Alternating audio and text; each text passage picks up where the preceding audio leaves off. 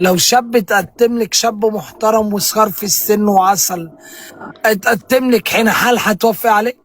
انا دلوقتي لو حد مستريح وابن حلال ومقتدر يعيشني كويس، انا مش هقول غني بس يبقى مستور ويعيشني كويس، انا من نفسي اصلا مش هطلع على السوشيال ميديا خالص.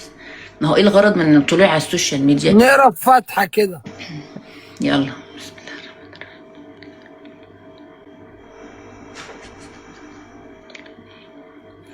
انا مش عارفه بقى، انت قلت لي نقرا الفاتحه على طول، نقرا الفاتحه عشان ايه؟ تعالى نقرا الفاتحه عشان ايه؟ نقرا الفاتحه عشان ايه؟ مش عارف عشان ايه. التعليقات هتقول لك عشان ايه. والله انا مش فاهمه حاجه. ماشي. هو قال لي اقرا الفاتحه يا جماعه، فانا عشان كلام ربنا بقرا الفاتحه على طول. الف مبروك يا سما. على ايه؟ انت الناس بتقرا الفاتحه انا هتقول وانت؟ لك. انت بتقرا الفاتحه انا وانت؟